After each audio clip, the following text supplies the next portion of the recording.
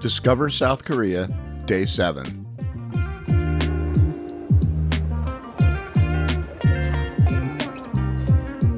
If you're planning on going to South Korea, perhaps on a tour or a school trip, this video series is for you. I'm Mike Dalton, and this is Dalton's Detours.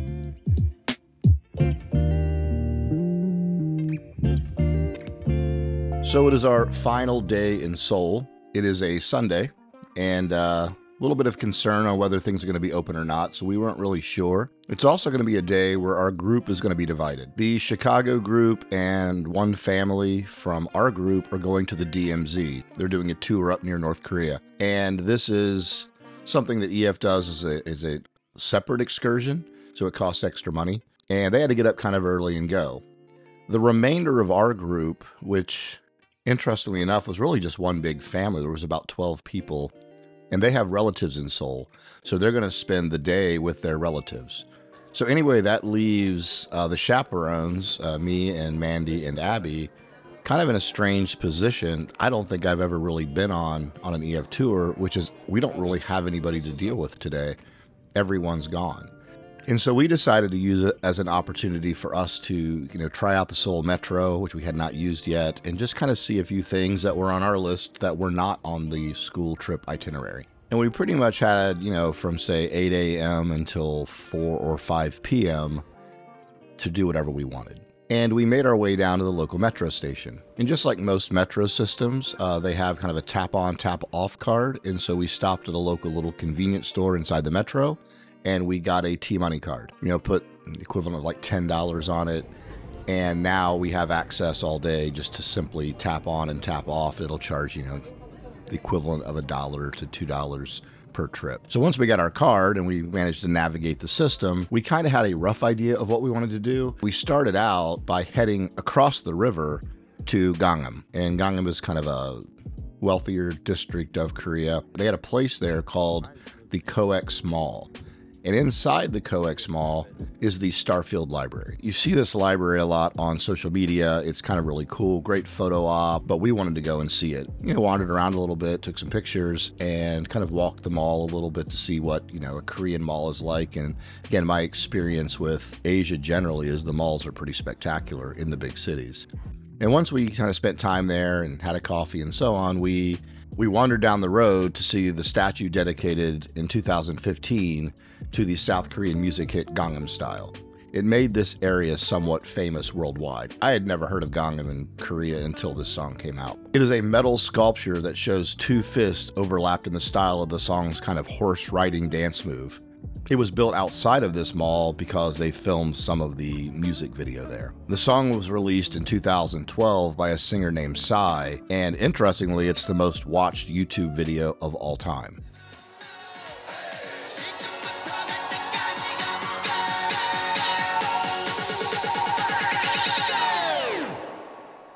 Oppan Gangnam Style. Gangnam Style. It has been viewed more than 2.4 billion times. I think I got a little bit of a ways to go before I get 2.4 billion views. I'll take 500 views or 1,000 views at this stage. So after wandering around this area, it was pretty nice. It was extremely modern. It felt super Western. And we jumped back on the metro and we headed towards the Lotte World Tower. This is the highest point in Seoul, but we didn't actually go up the tower. We were going to see a park. And the park was called the Sokshan Lake. It's a little walking path that goes one direction all the way around the lake. And we were told that this was a great place to see the cherry blossoms. So we headed that way. It was a nice afternoon. It was great weather.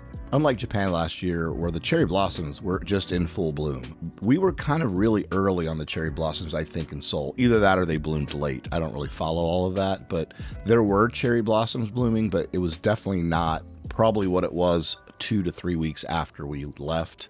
I'm sure it was in full bloom. So we had a little walk around. We saw some cherry blossoms, tons of people. It was nice to see something different. And we were kind of on the southern side of the river, seeing a lot of this. And we decided at that stage, probably needed to get lunch. And we really wanted to go to a market. The markets were not on our itinerary. And there's two really big markets in Seoul. The Namdaemun market was allegedly closed on Sundays, according to what I was reading online, and the Gwangjang Market was possibly open. At least in some circumstances, we saw that it was open. So we thought we'll take a chance to go to the Gwangjang Market, which I believe is the oldest market. So we made our way again on the metro. This market is just gigantic. There's things beyond food on the outskirts, and I noticed a lot of those places were closed. We actually got a little bit worried as we walked through.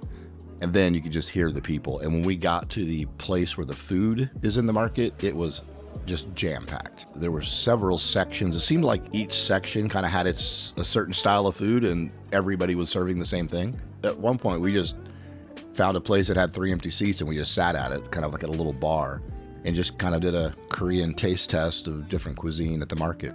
We had some noodles, we had tteokbokki, and so we just tried a bunch of different things. The food was spectacular. It was perfect atmosphere, little loud, little crowded, but that's kind of what I expect. And I think for EF, to include one of these locations would be something they could do in the future, meaning drop us off there for 2 hours and say, this is where you're eating lunch today, and let the kids walk around. I mean, I think to see a market in these big cities, especially cities like Seoul and Tokyo and Singapore, Bangkok, this is a big part of the culture. Even the touristy markets, you're still seeing something that, for somebody from Centerville, Ohio, we just don't get to see every day. I absolutely love markets. Whenever I go to a new city, if they have a market that is famous, if they have a market that is, even some local ones, I will try to go to the markets and wander around, hopefully try some new foods.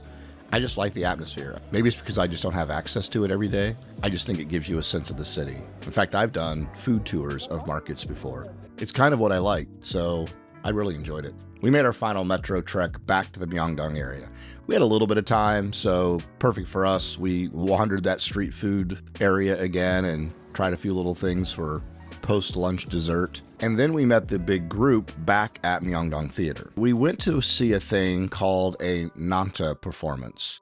A Nanta Performance is kind of a South Korean non-verbal performance that includes cooking, food, Korean drums. I don't know, so in my mind, I'm thinking maybe like a Blue Man Group performance, which I really enjoyed when I saw in London. So I didn't really know what to expect. This was by far one of the strangest performances I've ever seen. I cannot describe it. It was kind of like a pantomime. The crowd was slightly involved. It at times was weird. It was at times awkward. I will say the two things on the upside, when they did perform on the Korean drums, I love drums. I thought that was great.